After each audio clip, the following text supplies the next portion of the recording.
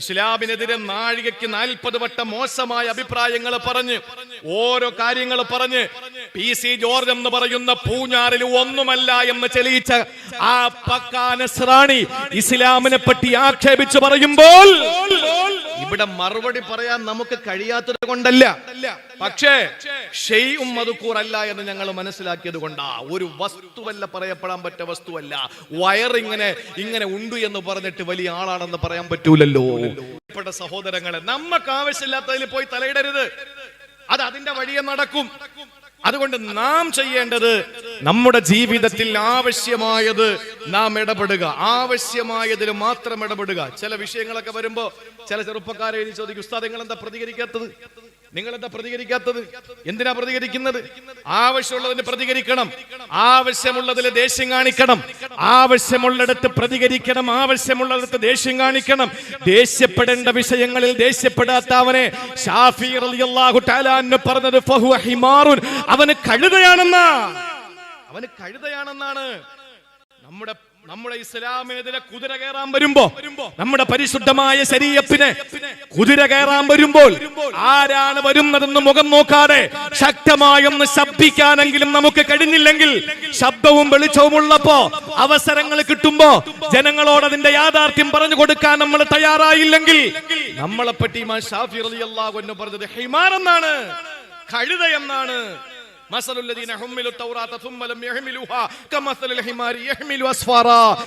ഏടുകൾ ചുമക്കുന്ന കഴുതകളെ പോലെ പണ്ഡിത ദൗത്യം നമ്മൾ ഇപ്പോൾ നിറവേറ്റണ്ടേ?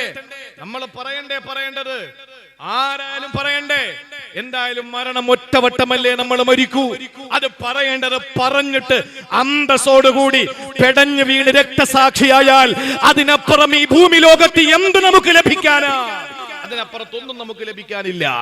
പരിശുദ്ധമായ ഇസ്ലാമിനെതിരെ കുതിര കയറുന്നവൻ ഇപ്പോ ഇസ്ലാമിൽ നിന്ന് ഓരോരുത്തർ പുറത്തു പോയിക്കൊണ്ടിരിക്കുകയാണ്. പൊക്കോട്ടെ, ആർക്കെങ്കിലും എന്തെങ്കിലും പ്രശ്നമുണ്ടോ? അള്ളാഹു നമ്മളെ കാക്കട്ടെ. നമ്മൾ ഇസ്ലാമിൽ നിന്ന് പുറത്തു പോയാൽ ആർക്കാ നഷ്ടം? വേറെ ആർക്കും ഒരു നഷ്ടമില്ല. ഒരു ജംഇയ്യത്തുൽ ഉലമകളും അതിനെതിരെ ഒരിക്കലും പ്രഖ്യാപനങ്ങൾ നടത്തൂല. ഒരു സംഘടനയെ നിങ്ങൾ അടിക്കൂല. നിങ്ങൾക്ക് മതം ഉപേക്ഷിച്ചു പോയാൽ ബ്രിട്ടീഷ് ഇന്ത്യ മഹാരാജ്യത്ത് നമുക്ക് ഏത് മതത്തിൽ വേണമെങ്കിലും വിശ്വസിക്കാം. പക്ഷേ ഒന്ന് നാം മനസ്സിലാക്കണം, അലി അക്ബർ എന്ന പേരുള്ള സഹോദരനാണ്. അദ്ദേഹം മതം ഉപേക്ഷിച്ചു പോയി. അദ്ദേഹം പ്രഖ്യാപിച്ചു, ഇന്ന് മുതൽ എന്റെ പേര് എന്താണ്? ശ്രീ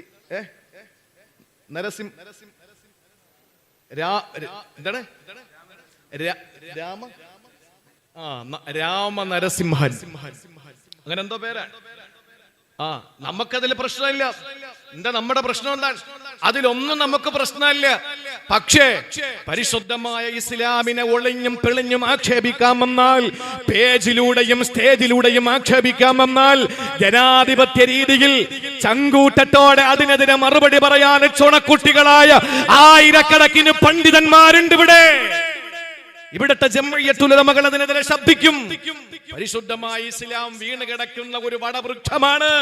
പോവുന്നവനും വരുന്നവനും കയറി ഇറങ്ങി നിരങ്ങാൻ പറ്റുന്ന നിലയിൽ വീണ് കിടക്കുന്ന വൃക്ഷമാണെന്ന് ആരെങ്കിലും ചിന്തിക്കുന്നെങ്കിൽ വിഡ്ഢികളുടെ സ്വർഗത്തിലാണ്. PC ജോർജ് എന്ന് പറയുന്ന പൂഞ്ഞാറിലുണ്ട്. ഇസ്ലാമിനെ പറ്റി പറയാ, പെട്രോൾ ഇനി ആരും അടിക്കരുത്. ഒരു ചാനൽ ചർച്ച കയറി എന്ന് പറയാ, പെട്രോൾ അടിക്കരുത് ആരും. അങ്ങനെ അടിക്കാതിരുന്നാലേ സൗദികളുടെ അവസാനിക്കുകയുള്ളൂ. ഇത് രണ്ടിന്റെ ഇടയിൽ വേറൊരു വാക്കുണ്ട്, ഞാൻ പറയില്ല. സൗദികളുടെ ഇന്നത് അവസാനിക്കണമെങ്കിൽ നിങ്ങൾ ആരും എണ്ണ അടിക്കരുതെന്ന് പറഞ്ഞു. നിങ്ങൾ ആലോചിച്ചു നോക്കൂ, ഇയാൾ വല്ലതുമാണോ? ഒന്നുമല്ല. നിങ്ങൾ എന്തിനാ ഇസ്ലാമിനെതിരെ കുറ്റം പറയുന്നത്? എന്നെ ഉസ്താദ് തുപ്പി. എന്തിനാണ് ഉസ്താദ് തുപ്പാൻ നിങ്ങൾ നിന്നോടിട്ടത്? ശിരസ് കുനിച്ചിട്ട് ഉസ്താദിനോട് തലയിൽ ഓതി ഊത് എന്ന് പറഞ്ഞപ്പോ, ഈരാറ്റുപേട്ടയിലെ ഏതോ ഒരു ഉസ്താദ് തലയിൽ ഓതി ഊതി കൊടുത്തപ്പോൾ, വർഷങ്ങൾക്ക് ശേഷം ഏതോ ശാഖയിൽ ചെന്നിട്ട് കാവി നിക്കറിട്ടതിന്റെ പേരിൽ എന്റെ തലയിലൂടെ ഉസ്താദ് തുപ്പി എന്ന് പറയാൻ ആർജവം കാണിച്ച, രാഷ്ട്രീയത്തിൽ എടുക്കാൻ നാണയമായ ഈ പറയപ്പെട്ട വ്യക്തി ഇസ്ലാമിനെതിരെ കളിക്കരുത് മറുപടി പറയാൻ അറിയാത്തത് കൊണ്ടല്ല, പക്ഷേ ഞങ്ങളുടെ ഗുരുനാഥന്മാർ, ഞങ്ങളുടെ നേതാക്കന്മാർ, ഞങ്ങളുടെ പള്ളികൾ, ഞങ്ങളുടെ ആരാധനാലയങ്ങൾ അത് പഠിപ്പിക്കുന്നില്ല. അതുകൊണ്ട് ഞങ്ങൾ പറയാത്തതാണ്. പക്ഷെ ഇതൊക്കെ കണ്ടിട്ട് ഞങ്ങൾ പൊട്ടന്മാരാണെന്ന് ധരിച്ചാൽ ഞങ്ങൾ പൊട്ടന്മാരല്ല. ഞങ്ങൾ ഇതൊക്കെ കാണുന്നുണ്ട്, കേൾക്കുന്നുണ്ട്. മറുപടി പറയാത്തത് നിങ്ങൾ പറയപ്പെടാൻ പറ്റാത്തൊരു വസ്തു ആയതുകൊണ്ടാണ് എന്ന് മാത്രമേ നമുക്ക് പറയാനുള്ളൂ. ഇപ്പൊ അള്ളാന്റെ തൗഫീഖ് കൊണ്ട് എന്താ സംഭവിച്ചെന്നറിയോ? രാജ്യത്തെ വർഗീയവാദികളൊക്കെ ലിസ്റ്റ് എടുത്തിട്ട് കരുനാഗപ്പള്ളിയിൽ തുപ്പല് കിട്ടുന്ന സ്ഥലങ്ങൾ, ഹലാൽ തുപ്പല് കിട്ടാത്ത ഹോട്ടലുകൾ. അപ്പോ എന്തായി സംഭവം? മുസ്ലിം ഹോട്ടൽ ഏത്, അമുസ്ലിം ഹോട്ടൽ ഏതെന്നുള്ളതല്ല, നല്ല ഭക്ഷണമുള്ള ഹോട്ടലുകൾ ഏത്, നല്ലതല്ലാത്തത് ഏതെന്ന് വ്യക്തമായി. ഇപ്പൊ റാഹത്തായി അതൊക്കെ എടുത്ത് സ്ക്രീൻഷോട്ട് എടുത്ത് വെച്ചിരിക്കുകയാണ്. ഇടയ്ക്ക് കഴിക്കുന്നെങ്കിൽ അങ്ങനെയുള്ള കടയിൽ ഇറങ്ങി കഴിക്കാൻ. എന്റെ പ്രിയപ്പെട്ട സഹോദരങ്ങളെ, ഇതൊക്കെ അള്ളാഹു നിങ്ങളെ കൊണ്ട് പറയിപ്പിക്കുന്നതാണ്. ഹലാല് വ്യക്തമാണ്. അവ്യക്തമായി എവിടെയെങ്കിലും ചുരുളഴിയാതെ കിടന്നാൽ അതിനെ അഴിക്കാൻ അള്ളാഹ്ക്കറിയാം. ഹലാല് വ്യക്തമാണ്. ഞാനൊന്ന് ചോദിക്കട്ടെ, ഈ ഹലാല് ബോർഡിനോട് എന്താ ഇത്ര വെറുപ്പ് നിങ്ങൾക്ക്? എന്നാലും ഞാൻ ചോദിക്കുകയാ, ഇവിടത്തെ പാവപ്പെട്ട സഹോദരങ്ങൾ വളരെ വൃത്തിയായി കഴുകി, വളരെ വൃത്തിയായി ഉണ്ടാക്കുന്ന ഭക്ഷണം, വളരെ വൃത്തിയായി പാകം ചെയ്ത്, വളരെ വൃത്തിയായ തീൻമേശയില്, വളരെ വൃത്തിയുള്ള പാത്രത്തില്, വളരെ വൃത്തിയോടെ വിളമ്പിയിട്ട് മാന്യമായ നിലയിൽ ജീവിക്കുന്ന മുസ്ലിം ഹോട്ടലുകൾ കാണുമ്പോ നിങ്ങൾക്ക് എന്താ ഈ ഹലാലിനോട് നിങ്ങൾക്ക് വെറുപ്പ്? ആണത്വമുണ്ടെങ്കിൽ, അഭിമാനബോധമുണ്ടെങ്കിൽ ഇങ്ങനെയുള്ള ഈ ഹലാലിനോടുള്ള നിങ്ങളുടെ വെറുപ്പുണ്ടല്ലോ, അത് കോശർ എന്ന് പറയുന്ന സംവിധാനത്തോട് നിങ്ങൾ കാണിക്കേ. നിങ്ങൾക്കറിയോ അങ്ങനെ സംവിധാനം?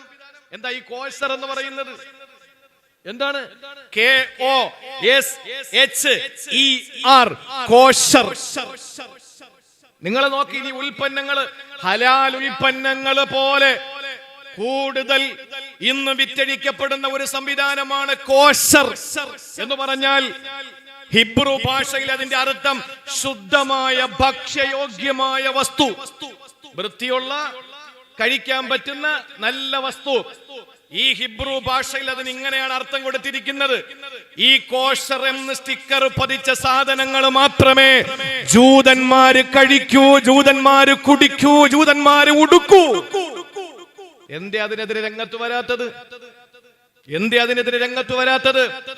ഞങ്ങളുടെ ഹബീബ് തിന്നുന്ന കാര്യത്തിൽ മാത്രമല്ല, ഒരു തെങ്ങും തോപ്പ്, ആ തെങ്ങും തോപ്പിൽ എന്റെ തെങ്ങിൽ നിന്നാണോ ഈ വീണ് കിടക്കുന്ന തേങ്ങ, അടുത്തുള്ളവന്റെ ആ തെങ്ങിൽ നിന്നാണോ ഈ തേങ്ങ വീണ് കിടക്കുന്നത്? അത് അവ്യക്തമാണെങ്കിൽ ഈ ഹലാലിന്റെയും ഹറാമിന്റെയും ഇടയിൽ ഒരു നിഗൂഢമായ, ചുരുളഴിക്കാൻ കഴിയാത്ത ഒരു തലം കൂടിയുണ്ട്. അതിന് പറയുന്നത് ശുബ്ഹാത്ത് എന്നാണ്. ആരെങ്കിലും ശുബ്ഹാത്തിനെ സൂക്ഷിച്ചു കഴിഞ്ഞാൽ അള്ളാഹുവിന്റെ ഹബീബ് സല്ലല്ലാഹു അലൈഹി വസല്ലം പറഞ്ഞത് അവൻ വിജയിച്ചു എന്നാണ്. ഹലാല് വ്യക്തമാണ്. നോക്കിക്കൊണ്ട് നിൽക്കുമ്പോ തന്റെ തോപ്പിലെ തെങ്ങിൽ നിന്ന് തേങ്ങ വീണു, ഹലാൽ വ്യക്തം. നോക്കിക്കൊണ്ട് നിന്നപ്പോ അപ്പുറത്തെ തെങ്ങിൽ നിന്ന് തേങ്ങ വീണു, ഹറാമും വ്യക്തം. ഇത് രണ്ടും കാണാതെ വീടിന്റെ മുറ്റത്തിറങ്ങിയപ്പോ മുറ്റത്ത് തേങ്ങ കിടക്കുന്നു. ഇവിടത്തതുമാകാം, അവിടത്തതുമാകാം. അതിന്റെ പേരാണ് ഹറാമ്. ഇത് ഞങ്ങൾ കഴിക്കൂല എന്ന് പറഞ്ഞാൽ ഞങ്ങളെ ഇത് തീറ്റിച്ചേ അടങ്ങൂ എന്ന് പറയാൻ ആരാ നിങ്ങൾക്ക് അനുവാദം തന്നത്? ഞങ്ങൾ ഇഷ്ടമുള്ളത് കഴിക്കും, ഞങ്ങൾക്ക് ഇഷ്ടമുള്ളത് തിന്നണം, ഞങ്ങൾക്ക് ഇഷ്ടമുള്ളത് ഉടുക്കണം, ഞങ്ങൾക്ക് ഇഷ്ടമുള്ളത് ധരിക്കണം, ഞങ്ങൾ ഇഷ്ടമുള്ളിടത്ത് കിടക്കും.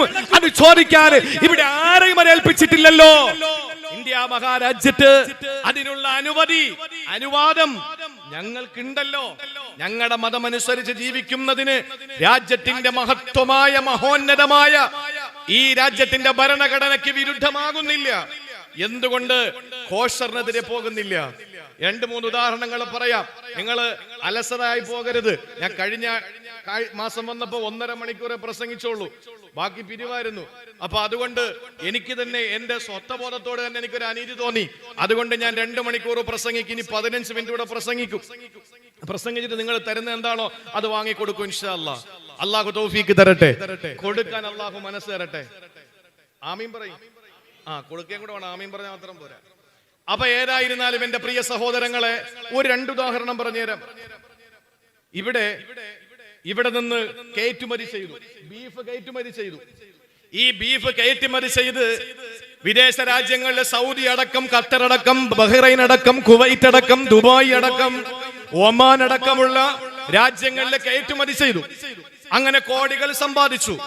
അവിടെ അൽ കബീർ എന്ന് പറയുന്ന ബീഫ് കയറ്റുമതി അവസാനം കണ്ടുപിടിക്കുമ്പോൾ അതിന്റെ പിന്നിൽ ഇവിടത്തെ രാജ്യവിരുദ്ധമായി പ്രവർത്തിക്കുന്ന രാജ്യത്തിന്റെ ശത്രുക്കളായ വർഗീയ ഫാസിസ്റ്റുകളാണെന്ന് തെളിഞ്ഞു. ഇല്ലേ? പിന്നെയോ എന്റെ പ്രിയപ്പെട്ട സഹോദരങ്ങളെ, ഹലാൽ ശർക്കര, ശബരിമലയിലേക്ക് കയറ്റി അയക്കുന്ന ശർക്കര, ഹലാൽ ശർക്കര, അങ്ങനെ അത് കുറെ വിവാദം ഉണ്ടായി. രാജ്യം ഭരിക്കുന്ന പാർട്ടിയുടെ കേരളത്തിന്റെ പ്രസിഡന്റ് അത് പത്രസമ്മേളനം വിളിച്ചിട്ട് പറഞ്ഞു. അയാൾ എന്താ പറയുന്നത് അയാൾക്ക് തന്നെ അറിയില്ല. ഉള്ളാൽ ദർഗയിൽ ചെന്നിട്ട് പിച്ചിപ്പൂ പറക്കി തിന്ന് അവിടത്തെ നിലവിളക്കിലെ എണ്ണ കുടിക്കുന്ന രാജ്യം ഭരിക്കുന്ന പാർട്ടിയുടെ കേരളത്തിന്റെ പ്രസിഡന്റിന് പിൽക്കാലത്ത് ഈ സമൂഹത്തിലും മുസ്ലിം സമുദായത്തെ ആക്ഷേപിക്കപ്പെടുന്ന നിലയിൽ ഖുറാത്തങ്ങൾ എന്ന് പറയുന്ന തങ്ങളെ ഉള്ളാൽ ദർഗയ്ക്കകത്ത് വെച്ച് ആ ചോറിലേക്ക് മന്ത്രി ചോദിയപ്പോൾ അതിനെ കാർക്കിച്ച് തുപ്പിയെന്ന് വരുത്തിയിട്ട് ആദ്യമായിട്ട് പത്രപ്രസ്താവന ഇറക്കിയത് എല്ലാ കൊല്ലവും ഉള്ളാൽ ദർഗയിൽ പോയി പിച്ചിപ്പൂ പെറുക്കി തിന്ന് അവിടുത്തെ നിലവിളക്കിലെ എണ്ണ കുടിച്ച് അത് വലിയ ഒരു തന്റെ ഭാവിയിലേക്കുള്ള രാഷ്ട്രീയ പ്രവർത്തനത്തിന്റെ ഉത്ഥാനമാണ് എന്ന് മനസ്സിലാക്കിയ രാജ്യം ഭരിക്കുന്ന പാർട്ടിയുടെ കേരളത്തിന്റെ നേതാവ്, ഈ പറയുന്ന നേതാവ് തന്നെയാണ് ശർക്കര വിവാദം കൊണ്ടുവന്നത്, ഹലാൽ ശർക്കര എന്ന് പറഞ്ഞിട്ട്. അങ്ങനെ ഇത് പഠിക്കാൻ തീരുമാനിച്ചു. ഇത് എവിടെന്നാ ഇത് കൊണ്ടുവരുന്നതെന്ന് തീരുമാനിച്ചു. അങ്ങനെ പഠിച്ചു വരുമ്പോഴാണ് മഹാരാഷ്ട്രയിലെ ഒരു ശിവസേനയുടെ നേതാവാണ് ഈ ഹലാൽ ശർക്കരയുടെ ഉൽപ്പന്നത്തിന്റെ പ്രൊഡ്യൂസർ എന്ന് മനസ്സിലാക്കിയപ്പോൾ എല്ലാവരും മുട്ടുമടക്കി. ഇതല്ലേ നടന്നുകൊണ്ടിരിക്കുന്നത്?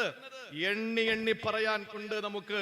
അതുകൊണ്ട് ഈ ഹലാല് എന്ന് പറഞ്ഞിട്ട് ഹലാലികളായ നമ്മളെ ഹറാമികളായ നിങ്ങൾ പഠിപ്പിക്കാൻ നിൽക്കണ്ട. നിങ്ങൾ ഹറാമികൾ, ഞങ്ങൾ ഹലാലികളുവാ. അതിൽ ഒരു സംശയവും ഇല്ല കാര്യത്തില്. ഞങ്ങൾ ഹലാലെ തിന്നു, ഹറാമെ കുടിക്കൂ. എന്തുകൊണ്ടാ ഞങ്ങൾ പേടിക്കുന്ന കാര്യമുണ്ട്. ഞങ്ങൾ ഹലാല് തിന്നുമെന്ന് ഇത്രയും വാശി പിടിക്കുന്നതിന്റെ കാര്യം എന്താണെന്നറിയോ? ഞങ്ങൾ ഹലാല് മാത്രമേ തിന്നു എന്ന് ഞങ്ങൾക്ക് ഇത്ര വാശിയായതിന്റെ കാരണം എന്തെന്നറിയോ? 3 കാരണങ്ങളാണ്. അതിൽ ഒന്ന്, അല്ലാഹുവിന്റെ ഹബീബ് പറഞ്ഞു, ഇന്നല്ലാഹ ത്വയ്യിബുൻ ലാ യുഹിബ്ബു ഇലാ യഖ്ബലു ഇല്ലാ ത്വയ്യിബാ. ഇന്നല്ലാഹ ത്വയ്യിബുൻ, അല്ലാഹു പരിശുദ്ധനാണ്. ലാ യഖ്ബലു ഇല്ലാ ത്വയ്യിബാ, പരിശുദ്ധമായതല്ലാതെ പടച്ചവനെ സ്വീകരിക്കൂല. ചാണകത്തിൽ വിറകിയത് ഞങ്ങളുടെ പടച്ചോന് വേണ്ട. അതുകൊണ്ട് തന്നെ ചമ്മനത്തിരി കത്തിക്കുന്നത് പള്ളിയുടെ ഔട്ടില്, മിഹ്റാബിനകത്ത് ചന്ദനത്തിരി കത്തിക്കുന്നവരുണ്ടോ? ഉണ്ടോ? ഇല്ല. അത് പുറത്ത്. എന്തുകൊണ്ടാ? ചന്ദനത്തിരി നിർമ്മാണത്തിൽ ചാണകം കലർത്തുന്നുണ്ട്. നജസിന്റെ പുക വരുന്നത് കൊണ്ട് ഫുഖഹാക്കൾ അതിൽ ആഫുണ്ടെന്ന് പറയുകയോ പറയാതിരിക്കുകയോ ചെയ്യട്ടെ. ഞങ്ങളുടെ പടച്ചവനെ ചാണകം തേച്ചത് വേണ്ട. ഞങ്ങളുടെ പടച്ചവന് വൃത്തികേടായ ഒന്നും വേണ്ട. ഇന്നല്ലാഹ ത്വയ്യിബുൻ, അല്ലാഹു പരിശുദ്ധനാണ്. ലാ യഖ്ബലു ഇല്ലാ ത്വയ്യിബാ, പരിശുദ്ധമായതേ സ്വീകരിക്കൂ. ഒന്ന്. ഇനി രണ്ടാമത്തേതോ, അള്ളാന്റെ ഹബീബ് ഒരു മനുഷ്യനെ പരിചയപ്പെടുത്തുകയാണ്. ആ മനുഷ്യന്റെ പ്രത്യേകത എന്തെന്നറിയോ? യുതീലു സഫറ, അയാള് ദീർഘയാത്ര ചെയ്യുന്നയാളാണ്, മുസാഫിറാണ്. അസ്അസ അഗ്ബറ, ആ മനുഷ്യന്റെ മുടിയൊക്കെ ജട പിടിച്ചിരിക്കുകയാണ്, ശരീരം പൊടിപടലം പിടിച്ചിരിക്കുകയാണ്. ആ മനുഷ്യന് യുതീലു സഫറ, ദീർഘയാത്ര ചെയ്യുന്നവനാണ്. യമുദ്ദു യദൈഹി, അവനെ കൈ രണ്ടും അല്ലാഹുവിലേക്ക് ഉയർത്തുന്നു. എന്നിട്ട് പറയുന്നു, യാ റബ്ബി യാ റബ്ബി യാ റബ്ബി, റബ്ബേ റബ്ബേ റബ്ബേ. മുസാഫിർ എന്ന് പറഞ്ഞ മോശക്കാരനാണോ? പല പള്ളികളിലും ദീർഘവീക്ഷണത്തോടുകൂടി മുസാഫിർ ഖാന കെട്ടിയിട്ടുണ്ട്. യാത്രക്കാരായ ചില ആളുകളുണ്ട്, അവർക്കൊരു ദിവസം താമസിക്കാൻ. മുസാഫിർ എന്ന് പറഞ്ഞാൽ അവൻ കോടീശ്വരനാണെങ്കിൽ പോലും സക്കാത്ത് വാങ്ങാൻ അർഹതപ്പെട്ടവനാണ്. നാളെ കട്ട് ചെയ്തിട്ട് സ്വഭാവം ഇപ്പൊ അങ്ങനെയാണ്. ഇപ്പൊ അങ്ങനത്തെ സ്വഭാവമുണ്ട്. ആവശ്യമായത് കട്ട് ചെയ്തിട്ട് ഞാൻ ഒരു ദിവസം മക്കൾ എങ്ങനെ ആകണമെന്ന് പഠിപ്പിക്കുന്ന ഒരു പ്രസംഗം ആലുവയിലെ തോട്ടുമുഖത്ത്. അപ്പൊ ഞാൻ പ്രസംഗിച്ചു, മക്കളെ മയ്യത്ത് നിസ്കരിക്കാനെങ്കിലും പഠിപ്പിക്കണ്ടേ? നമ്മുടെ പള്ളിയിൽ കൊണ്ട് മയ്യത്ത് വെച്ച നമ്മളെ മക്കൾ വന്ന് കരയുമ്പോ നിസ്കരിക്കുമ്പോൾ നെഞ്ച് പടയ്ക്കുന്ന പെടപ്പ് ആ പള്ളിയിലെ ഇമാമ് നിസ്കരിച്ചാൽ കിട്ടുവോ? ഇമാമിന് 2000 രൂപ കൊടുക്കുന്നു. ആ ഇമാമിന് കിട്ടുന്ന എന്റെ വാപ്പ മരിക്കുമ്പോ എന്റെ വാപ്പാക്ക് കിട്ടുന്ന ആ മരണപ്പെട്ട എന്റെ വാപ്പാടെ മരണത്തിൽ വേദനിക്കുന്ന എന്റെ ഹൃദയത്തിന്റെ പെടപ്പ് പള്ളിയിലെ ഉസ്താദിന് കിട്ടുവോ എന്ന് ഞാൻ ചോദിച്ചു. അപ്പോഴാണ് ബഹുമാനപ്പെട്ട കാന്തപുരം AP അബൂബക്കർ ഉസ്താദിന്റെ മകൻ അബ്ദുൽ ഹക്കീം അസ്ഹരിയുടെ ഒരു പ്രസംഗം വേറൊരു സ്ഥലത്ത് അദ്ദേഹം പ്രസംഗിച്ചു. എന്താണെന്നറിയോ? നിങ്ങൾ സിയാറത്തിന് പോകുമ്പോ ആ സിയാറത്തിന് പോകുന്ന സ്ഥലത്ത് നിങ്ങൾ ഒരു വക്കീലിനെ കൂടെ പിടിക്കണം. എന്ന് പറഞ്ഞാൽ നമ്മുടെ ആസാ സാറിനെ പോലുള്ള ആളല്ല, പള്ളിയിലെ മുക്രിയോ അല്ലെങ്കിൽ വേറെ ആരെങ്കിലും ഒന്ന് വിളിച്ചിട്ട് പോണം, എന്തെങ്കിലും സദക്കയൊക്കെ അവർക്ക് കൊടുത്തിട്ട് അദ്ദേഹത്തെ കൊണ്ട് ദ്വാരപ്പിക്കണമെന്ന് പറഞ്ഞു. അദ്ദേഹം എന്ത് രീതിയിൽ പറഞ്ഞു അദ്ദേഹം പറയട്ടെ, ഞാനല്ല പറയേണ്ടത്. ഇത് രണ്ടും കൂടി അങ്ങോട്ട് ആവശ്യത്തിന്, എത്രയോ കൊല്ലത്തിന് മുമ്പ് ഞാൻ പ്രസംഗിച്ച പ്രസംഗമാണ്, അത് രണ്ടും കൂടി വെട്ടിയെടുത്തിട്ട് വളരെ മനോഹരമായി നമ്മുടെ ചില ആളുകളൊക്കെ എന്ത് ചെയ്തു, അവർ പറഞ്ഞു, കണ്ടോ അബ്ദുൽ ഹക്കീം അസ്ഹരിക്ക് നവാസ് മന്നാനിയുടെ കിടിലം മറുപടി. അബ്ദുൽ ഹക്കീം അസ്ഹരിയുടെ രോമത്തിന്റെ വില എനിക്കുണ്ടോ? ഇല്ലെന്ന് വിശ്വസിക്കുന്നവനാ ഞാൻ. ആലിമീങ്ങളുടെ ഒരു വില എനിക്കില്ല, ഞാൻ ആലിമായിട്ടില്ല. എന്റെ ഉസ്താദുമാരും എന്റെ സീനിയറായി എന്റെ കൂടെ പഠിക്കുന്നവരും അവര് എഴുതി തരുന്നത് കാണാതെ പഠിച്ചിട്ടും മനസ്സിലാക്കിയിട്ട് പ്രസംഗിക്കുന്ന ഒരാളാ ഞാൻ. അങ്ങനെ ഒരു ബോധം എനിക്കുണ്ട്. അതിപ്പോ പറഞ്ഞു പോലെ അടുത്ത വർഷം നിങ്ങൾ വാതിനെ വിളിച്ചില്ലെങ്കിൽ 1001 തൊട്ട് അൽഹംദുലില്ലാ വേണമെങ്കിൽ ഒരു പാവം അങ്ങോട്ട് തന്നേക്കാം. ഞാൻ പറയുന്നത് എന്റെ പ്രിയപ്പെട്ട സഹോദരങ്ങളെ, നമ്മൾ ഒരിക്കലും സന്ദർഭത്തിന് നടത്തിയെടുത്തിട്ട് മനുഷ്യനെ കൊച്ചാക്കാൻ നടക്കരുത്. അതിന് നമ്മളെ പുകഴ്ത്തിയാലും ഒന്നും നമുക്കത് വേണ്ട. ഇനിയിപ്പോ ഇത് നാളെ ക്ലിപ്പായിട്ട് വരും, അതാ പ്രശ്നം. ഈ പറഞ്ഞ നാളെ ക്ലിപ്പാവും. അതുകൊണ്ട് പ്രിയപ്പെട്ട സഹോദരങ്ങളെ, ഞാൻ പറഞ്ഞു വന്നത് സന്ദർഭത്തിൽ നടത്തിയെടുക്കരുത്. ഞാൻ പറയുന്നത് പണക്കാരനാണെങ്കിൽ പോലും യാത്രക്കാരൻ സക്കാത്ത് വാങ്ങാൻ അർഹനാണ്. നല്ലൊരു മുദരിസ, അള്ളാഹു അനുഗ്രഹിച്ച മുദരിസ, പഴയ ഇബ്രാഹിം ഉസ്താദ്, 100 കണക്കിന് വിദ്യാർത്ഥികൾ.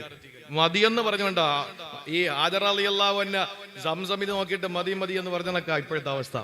കുട്ടികൾ മതിയെന്ന് പറഞ്ഞുകൊണ്ടാണ്. അതേപോലെ ഗനീമി ഉസ്താദ് പഴയകാല പ്രഭാഷകനാണ്, ഓടി നടന്ന പ്രഭാഷകൻ. അതുപോലെ ഇർഷാദ് മന്നാനി എന്ന മോശക്കാരല്ല. ഇപ്പൊ ഞാൻ പ്രസംഗിക്കാൻ തന്നെ ആർക്കും ഒരു ആഗ്രഹം തോന്നുമല്ലോ. ആ ആഗ്രഹം എനിക്ക് തോന്നിയത് മുജീബ് റഹ്മാൻ ഉസ്താദിന്റെ വാദം ഇട്ടിട്ട്. അപ്പൊ ഇരിക്കുന്നവരെന്ന മോശക്കാരല്ല. ഞാൻ പറയുന്നത് എന്റെ പ്രിയപ്പെട്ട സഹോദരങ്ങളെ, ഒരു യാത്രക്കാരൻ കരുനാഗപ്പള്ളിയിൽ ഒന്ന് പെട്ടു. അയാള് നാട്ടിൽ വലിയ സമ്പന്നനാണ്, പക്ഷേ ഇയാൾക്ക് പോകാൻ നിവൃത്തിയില്ല. അയാൾ സക്കാത്ത് വാങ്ങാൻ അർഹനാണ്. അയാൾ കോടീശ്വരനാവട്ടെ ആവാതിരിക്കട്ടെ, ഇവിടെ നിന്ന് രക്ഷപ്പെടണ്ടേ. അതുകൊണ്ടാണ് എന്താണ് ഉസ്താദിന്റെ ഖുർആനിലെ ആയത്ത് ഏതാ? ഫീ സബീലില്ല, അല്ലേ? ഫീ സബീലില്ല, വബിനിസ് സബീൽ, വബിനിസ് സബീൽ, ഫീ സബീലില്ല അല്ല, വബിനിസ് സബീൽ. ഇന്നമ സക്കാത്തു ഇന്നമ സദഖത്തു ലിൽ ഫുഖറാഇ വൽ മസാകീൻ വൽ ഗാരിമീൻ എന്ന് പറയുന്ന ആയത്തിൽ കാണാം വബിനിസ് സബീൽ, വഴിയാത്രക്കാരൻ. അല്ലേ? അപ്പൊ യാത്ര ചെയ്യുന്ന ഒരാൾ നല്ലവനാണ്, അയാളുടെ യാത്ര. അതുകൊണ്ടല്ലേ യാത്ര പോകുന്നവന്, ഞാൻ ചോദിക്കട്ടെ, ഈ ചുറ്റുമൂല പള്ളിയിൽ നിസ്കരിച്ചാൽ ആ നമസ്കാരത്തിൽ ഫാത്തിഹയിലെ ഒരക്ഷരം കുറഞ്ഞു പോയാൽ ആ നിസ്കാരം ശരിയല്ല. ഒരക്ഷരം ഫാത്തിഹയിലെ, സൂറത്തിൽ പ്രശ്നമല്ല, സുന്നത്താണ്. ഫാത്തിഹയിലെ ഒരക്ഷരം കുറയണ്ട. കാഫിന് പകരം കാഫായി പോയാൽ നിസ്കാരം ശരിയല്ല, നിസ്കാരം ഇല്ല. പക്ഷേ യാത്ര ചെയ്യുന്ന ഒരുത്തന് ഒരക്ഷരമല്ല, അവന് റക്അത്ത് വെട്ടി ചുരുക്കി 2 ആക്കി കൊടുത്തു. അല്ലാഹു 4 റക്അത്തുള്ളതിനെ 2 റക്അത്താക്കി കസറാക്കി കൊടുത്തു. കാരണം എന്താ? യാത്ര അത് ഒരു പുണ്യമായ ഒരു ഇബാദത്താണ്. യാത്ര ചെയ്യണം. ഖുൽ സീറു ഫിൽ അർള്, ഖുൽ നബിയെ പറയൂ, സീറു ഫിൽ അർള്, നിങ്ങൾ ഭൂമിയിൽ നിങ്ങൾ സഞ്ചരിക്കണം. അപ്പൊ ഈ യാത്ര ചെയ്തു വരുന്ന ഒരു മനുഷ്യൻ, അയാള് ഭൗതികമായി യാതൊന്നും അയാൾക്കില്ല. അതുകൊണ്ട് തന്നെ പൊടി പിടിച്ച് കിടക്കുന്ന മുടിയൊക്കെ ജട പിടിച്ചു. ഈ മനുഷ്യൻ എന്താ പറയുന്നത്? യമുദ്ദു ഇല സമാ, ആകാശത്തിലേക്ക് കൈയുയർത്തിയിട്ട് പറയുകയാണ്, യാ റബ്ബ് യാ റബ്ബ് യാ റബ്ബ്, അല്ലാഹുവേ അല്ലാഹുവേ അല്ലാഹുവേ, എന്ന് പറഞ്ഞ് ഈ മനുഷ്യൻ നടക്കുമ്പോ റസൂലുള്ള പറയുകയാണ് മത്അമുഹു ഹറാം, ഇവൻ കഴിച്ച ഭക്ഷണ ഹറാമാണ്, മൽബസ്റബുഹു ഹറാം, ഇവൻ കുടിച്ച വെള്ള ഹറാമാണ്, മൽബസുഹു ഹറാം, ഇവൻ ധരിച്ചിരിക്കുന്നത് ഹറാമാണെങ്കിൽ ഫഅന്നാ യുസ്തജാബു ലഹു, ഇവന് എങ്ങനെ ഉത്തരം കിട്ടാനാണ്? റവാഹു മുസ്ലിം, നബി മുഹമ്മദ് മുസ്തഫ ഇമാം മുസ്ലിം റഹിമഹുല്ലാ റിപ്പോർട്ട് ചെയ്യുന്നു, ഇവൻ അല്ലാഹു ഉത്തരം കൊടുക്കില്ല. ആ ഒരു പേടിയെ ഞങ്ങൾക്കുള്ളത്, ഹറാമ് തിന്നൂല എന്ന് ഞങ്ങളെ വാശി. മനസ്സിലായോ? ഒരു ഈത്തപ്പഴത്തിന്റെ കുരുവിന്റെ അളവ് നീ ഹറാമ് തിന്നാൽ നിന്റെ മാംസം, നിന്റെ ബ്ലഡ് സർക്കുലേഷൻ ഇതൊക്കെ നിഷിദ്ധമായി. നിന്റെ അമലുകൾ അല്ലാഹു സ്വീകരിക്കൂല. വലിയ പാടാ സഹോദരങ്ങളെ. വെട്ടിപ്പിടിച്ച് തിന്നുന്നവൻ, കള്ളം പറഞ്ഞു ഒപ്പിക്കുന്നവൻ, യാചിച്ച് തിന്നുന്നവൻ, ഇതൊക്കെ സൂക്ഷിക്കണം. അല്ലാഹു കാത്തുരക്ഷിക്കട്ടെ. യാചിക്കാന്ന് പറഞ്ഞാൽ പിന്നെ ഉണ്ടായിട്ട് യാചിക്കുന്നവൻ, അല്ലാത്തവനല്ല. അപ്പോൾ ഇത് ഞങ്ങൾക്ക് പേടി. രണ്ട്, ഒന്ന്, അല്ലാഹ് പരിശുദ്ധമായതിനെ ഇഷ്ടപ്പെടുള്ളൂ. ഞങ്ങളുടെ റബ്ബ് ഇഷ്ടപ്പെടുന്നത് ഞങ്ങൾക്ക് വേണ്ടി. രണ്ടാമത്തേത്, ഞങ്ങളുടെ ഹറാമ് തിന്നാൽ ഞങ്ങളുടെ ഇബാദത്തുകൾ അല്ലാഹ് സ്വീകരിക്കില്ല. പിന്നെ മൂന്നാമത്തെ ഞങ്ങളെ പേടി എന്താണ്? സഅദ് റളിയല്ലാഹു തആല അൻഹു ഒരു ദിവസം നബി തങ്ങളോട് പറയുന്നു, യാ റസൂലല്ലാഹ്, എനിക്ക് വേണ്ടി ദുആരക്കണേ നബിയേ, എനിക്ക് വേണ്ടി ദുആരക്കണേ നബിയേ. എന്താ ദുആരക്കേണ്ടത് സഅദേ? നബിയേ, എന്റെ ദുആ സ്വീകരിക്കാൻ വേണ്ടി ദുആരക്കണേ നബിയേ. ഒരുപാട് കാര്യങ്ങൾ എനിക്ക് പറയാനുണ്ട്. അതുകൊണ്ട് നബിയേ, എന്റെ ദുആ സ്വീകരിക്കപ്പെടുന്ന ദുആ ആകാൻ അങ്ങ് ദുആ ചെയ്യണേ റസൂലേ. ആ സമയത്ത് റസൂലുള്ളാഹി തങ്ങൾ പറഞ്ഞെന്തെന്നറിയോ?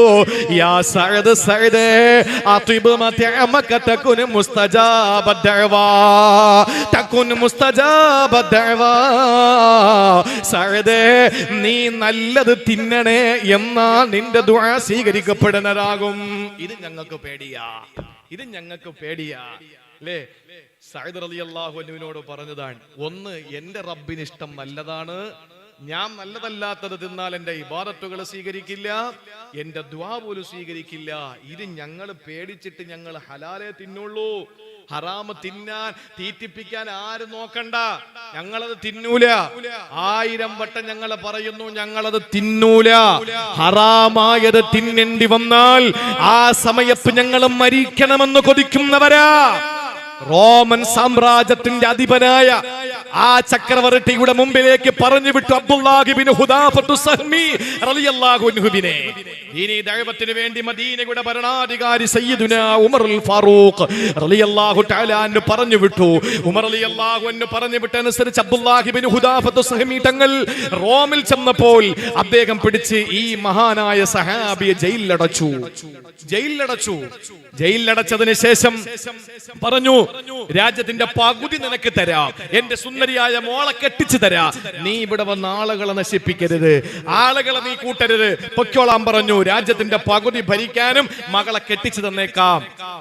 അദ്ദേഹം പറഞ്ഞു, വേണ്ട, എനിക്ക് രാജ്യത്തിന്റെ പകുതി വേണ്ട, നിന്റെ മകളെയും വേണ്ട, എനിക്ക് അല്ലാഹുവിന്റെ ദീനിന്റെ പ്രബോധനമാണ് വേണ്ടതെന്ന് പറഞ്ഞു. വീണ്ടും കുറെ നാള് ജയിലിനകത്തിട്ടു. എന്നിട്ട് പട്ടിണിക്കിട്ടു. ഒരു നേരത്തെ ഭക്ഷണം കഴിക്കാൻ കഴിയാതെ വിശം നൊട്ടിയ വയറുമായി, എല്ലും തോലുമായി പാവപ്പെട്ട അബ്ദുല്ലാഹി ബിൻ ഹുദാഫത്ത് സഹ്മി റളിയല്ലാഹു അൻഹു പുറത്തേക്ക് ഇറങ്ങിയപ്പോൾ അദ്ദേഹത്തിന്റെ മുമ്പിൽ പന്നിയിറച്ചിയും മദ്യവും കൊണ്ടുവച്ചു.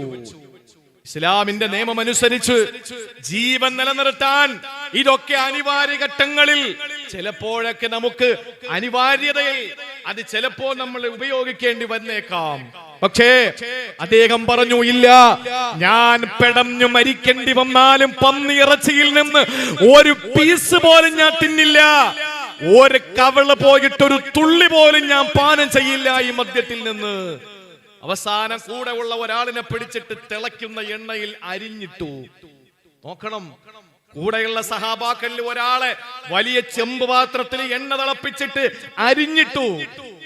ആ സമയത്ത് ഓരോരുത്തരെയും ആ ചെമ്പ് പാത്രത്തിലേക്ക് അരിഞ്ഞിടുന്നത് കണ്ടപ്പോ അബ്ദുല്ലാഹി ബിൻ ഹുദാഫത്ത് സഹ്മി തങ്ങൾ കരഞ്ഞു. ആ സമയത്ത് ചക്രവർത്തി ചോദിച്ചു, എന്തേ, നിനക്ക് പോണോ? നിന്നെ വിട്ടേക്കാം. ആ സമയത്ത് അബ്ദുല്ലാഹി ഇബ്നു ഹുദാഫത്ത് സഹമി റളിയല്ലാഹു തആല അൻഹു തന്റെ ഊഴമെത്തിയാൽ അടുത്ത നിമിഷം തന്നെ അരിഞ്ഞരിഞ്ഞ് തിളയ്ക്കുന്ന എണ്ണ പാത്രത്തിലേക്ക് വലിച്ചെറിയുമെന്ന് കണ്ടപ്പോ അബ്ദുല്ലാഹി ഇബ്നു ഹുദാഫത്ത് സഹമി റളിയല്ലാഹു അൻഹു കരഞ്ഞപ്പോൾ അതിന്റെ കാരണം അന്വേഷിച്ച ചക്രവർത്തിയോട് പറഞ്ഞത്, എനിക്ക് മരിക്കാൻ പേടിയായിട്ടല്ല, അടുത്ത നിമിഷം ഞാൻ അരിഞ്ഞരിഞ്ഞ് ഈ എണ്ണ തിളയ്ക്കുന്ന എണ്ണയിലേക്ക് വീഴ്ത്തപ്പെടുമെന്ന് എനിക്കറിയാം. പക്ഷേ ഞാൻ അതിന്റെ പേരിലല്ല കരഞ്ഞത്. എന്തുകൊണ്ടാ ഞാൻ കരഞ്ഞതെന്നറിയോ? ഞാൻ അടുത്ത നിമിഷം മരിച്ചു പോയാൽ എന്റെ ഓരോ രോമകൂപത്തിൽ നിന്ന്, ഓരോ രോമത്തിൽ നിന്ന്, ഓരോ മുടിയിൽ നിന്ന്, ഓരോ തലനാരിടയിൽ നിന്ന് ഓരോ അബ്ദുല്ലാഹി ഇബ്നു ഹുദാഫത്ത് സഹ്മിമാരുണ്ടാകൂലല്ലോ. ഞാൻ 1000 വട്ടം മരിക്കൂലല്ലോ, ഒരു വട്ടമല്ലേ മരിക്കുള്ളൂ. എനിക്ക് വീണ്ടും വീണ്ടും മരിക്കണമെന്ന് ആഗ്രഹം കൊണ്ടാ, പക്ഷെ നടക്കൂലല്ലോ ഈ ദുനിയാവില്. അതുകൊണ്ട് കരഞ്ഞതാന്ന് പറഞ്ഞു. അവസാനം അടിയറവ് പറഞ്ഞിട്ട് രാജാവ് പറഞ്ഞു, നിന്നെ ഞാൻ സമ്മതിച്ചിരിക്കുന്നു. ഒരു കാര്യം ചെയ്യ്, രാജാക്കന്മാരുടെ ചില ശൈലിയുണ്ട്, എന്റെ തലയിൽ ഒന്ന് ചുംബിച്ചിട്ട് പൊക്കോളാൻ പറഞ്ഞു. അബ്ദുല്ലാഹി ഇബ്നു ഹുദാഫത്ത് സഹമി റളിയല്ലാഹു അൻഹു ചെന്നിട്ട് രാജാവിന്റെ തല കുനിക്കാൻ പറഞ്ഞു. തല കുനിച്ച് തലയിൽ ചുംബിച്ചു. നേരെ മദീനയിലേക്ക് അദ്ദേഹം മോചിതനായി വന്നു. ആ സമയത്ത് ഉമർ റളിയല്ലാഹു അൻഹു ചോദിച്ചു, അബ്ദുല്ലാ, പന്നിയിറച്ചിയും മദ്യവും നിനക്ക് ജീവൻ പോകുമെന്നുള്ള ഘട്ടത്തിൽ നിനക്ക് അനുവദിക്കപ്പെട്ടതല്ലേ, എന്തുകൊണ്ട് കഴിച്ചില്ല? നബിയേ, മഹാനായ ഉമർ തങ്ങളെ വിളിച്ചിട്ട് പറഞ്ഞു, ഉമർ തങ്ങളെ എങ്ങനെ കഴിക്കും? അവര് ചിന്തിക്കൂലേ ഇത് അഡ്ജസ്റ്റ്മെന്റ് മതമാണെന്ന്? അഡ്ജസ്റ്റ്മെന്റ് പറ്റില്ലല്ലോ. ഇവിടെ മരിക്കേണ്ടി വന്നാൽ 2 കൈയും നീട്ടി മരണത്തെ സ്വീകരിക്കുകയല്ലേ വേണ്ടത്. അങ്ങനെ മരിക്കാൻ ഞാൻ തയ്യാറായിരുന്നു, അഡ്ജസ്റ്റ് ചെയ്യാൻ എനിക്ക് കഴിയുന്നില്ല തങ്ങളെ എന്ന് പറഞ്ഞു. ഉമർ തങ്ങളല്ലേ ആള്, ഉമർ തങ്ങളല്ലേ നൂന്ന് പോയാലും വളം ചെറിയ പൊളവുണ്ടല്ലോ എന്ന് പറയുന്ന ആളാ ഉമർ തങ്ങൾ. ഉമർ റളിയല്ലാഹു അൻഹു പറഞ്ഞു, കാര്യമൊക്കെ ശരിയാ, പക്ഷെ എനിക്ക് നിന്നോട് ചില വെറുപ്പുണ്ട്. എന്താ തങ്ങളെ? നീ അവന്റെ തലയിൽ ചുംബിച്ചത് അത്ര ശരിയായില്ല. ചെറിയ കുറ്റവും വീഴ്ചയും കണ്ടെത്തുന്ന ആളാ ഉമർ തങ്ങള്. ആ ഉമർ റളിയല്ലാഹു അൻഹുവിനോട് അബ്ദുല്ലാഹി ഇബ്നു ഹുദാഫത്ത് സഹമി തങ്ങൾ പറഞ്ഞു, തങ്ങളെ ഞാൻ എന്താ നിങ്ങളോട് പറയാ, നിങ്ങൾക്ക് തോന്നുന്നുണ്ടോ ഞാൻ അവന്റെ ശിരസിൽ മൂർധാവിൽ ചുംബിക്കുമെന്ന്? എന്റെ മുന്നിൽ അവന്റെ ശിരസ് കുനിപ്പിച്ചതല്ലേ ഞാന്, അവന്റെ തലയിൽ ഞാൻ കാർക്കിച്ചു തുപ്പി തങ്ങളെ. ഞാൻ മുത്തിയില്ല, അവന്റെ തലയിൽ ഞാൻ കാർക്കിച്ചു തുപ്പി. ആ സമയത്ത് അബ്ദുല്ലാഹി ഇബ്നു ഹുദാഫത്ത് സഹമിയുടെ മുന്നിൽ ഉമർ റളിയല്ലാഹു അൻഹു ഉടനെ ഒരു പ്രഖ്യാപനം നടത്തി, എല്ലാവരും വരിൻ, ഈ അബ്ദുള്ളയുടെ തലയിൽ ചുംബിക്കാൻ പറഞ്ഞു. എല്ലാവരും വന്ന് അബ്ദുല്ലാഹി ഇബ്നു ഹുദാഫത്ത് സഹമി തങ്ങളുടെ തലയിൽ ചുംബിച്ചു പോയി. ഞങ്ങൾ ഹറാമ തിന്നൂല, ഞങ്ങളും മരിച്ചാലും ഞങ്ങൾ ദ്വാരക്കുന്നത്, അല്ലാഹുവേ ഫൈദാ അറത ബിഇബാദിക ഫിത്നതൻ ഫഖബൽനാ ഇലൈക ഗൈറ മഫ്തൂൻ. എപ്പോഴും ഞങ്ങൾ ദ്വാരകുന്നാ നസ്അലുക ഫീൽ ഖൈറാത്തി വതർക്കൽ മുൻകറാത്തി വഹുബ്ബൽ മസാകി ഫൈദാ അറത ബിഇബാദിക ഫിത്നതൻ ഫഖബൽനാ ഇലൈക ഗൈറ മഫ്തൂൻ.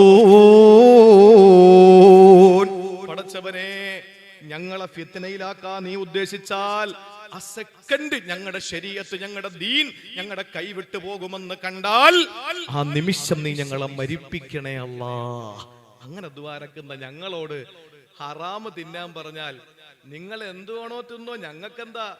നിങ്ങൾ എന്ത് വേണോ തിന്നോ, കുടിച്ചോ, കഴിച്ചോ, ഞങ്ങൾക്ക് അതിൽ ഒരു പ്രശ്നവും ഇല്ല. ഞങ്ങള് ഹലാലായതേ തിന്നോളൂ, ഞങ്ങൾ ഹലാലികളാ. നിങ്ങൾ ഹറാമികളോ എന്തൊക്കെയോ നിങ്ങൾ ആയിക്കോളെ, അതൊന്നും നമുക്ക് വിഷയമുള്ളതല്ല.